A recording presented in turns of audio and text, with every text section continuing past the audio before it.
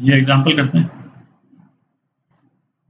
Vessel, उसको vessel है, उसका वॉल्यूम दे रखा है, वॉल्यूम दे रखा है 8300 सेंटीमीटर क्यूब। तो इसका मतलब क्या हो गया, 8300 इंटू 10⁻⁻6 मीटर क्यूब। ठीक है।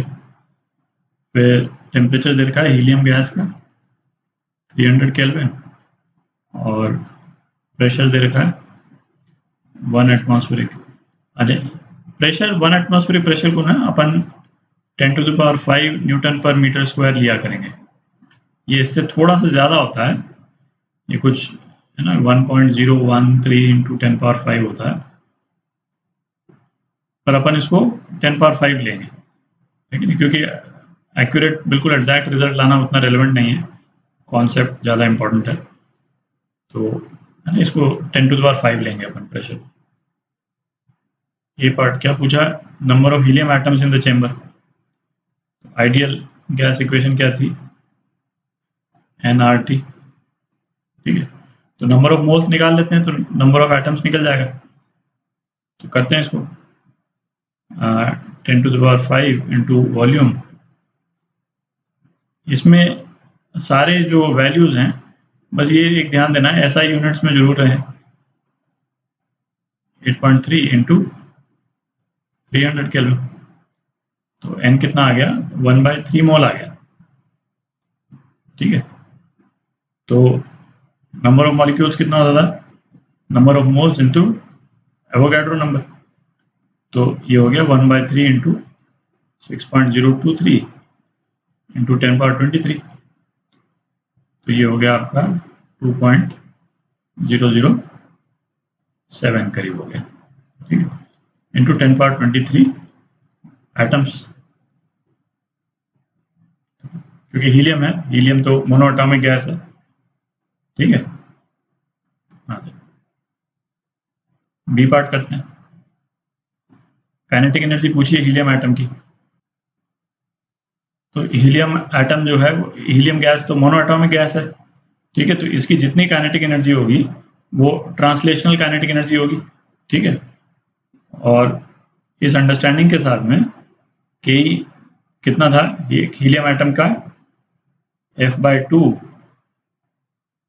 kT, गैस के किसी भी मॉलिक्यूल में जो उसकी काइनेटिक एनर्जी है वो इतनी होती थी, और मोनोएटॉमिक गैस है तो इसका डिग्री ऑफ फ्रीडम जो है 3 है, तो कितना 3/2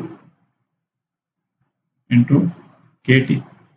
तो वैल्यूज डाल देते हैं, 3/2 into Boltzmann constant. Boltzmann constant कितना हुआ, 1.38 इंटू 10⁻⁻23 इंटू 300 केल्विन है।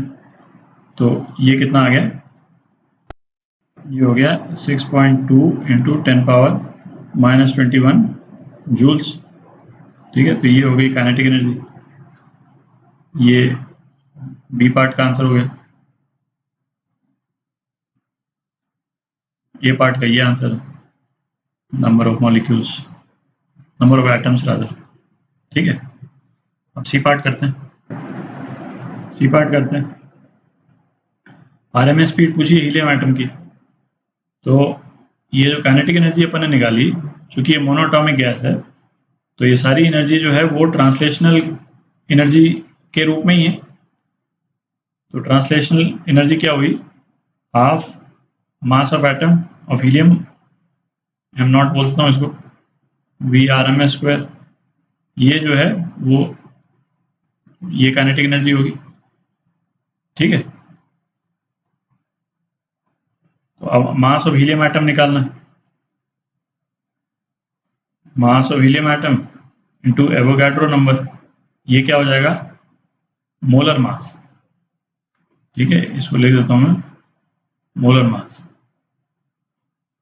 ठीक है, और मोलर मास क्या क्या होता है हीलियम का, 4, एग्जैक्ट 4.00 कुछ होता है, बट अपन उसको 4 ले लेते हैं, और एवोगाड्रो नंबर हो गया 6.023 इंटू 10⁻23। तो ये केजीज में आ जाएगा।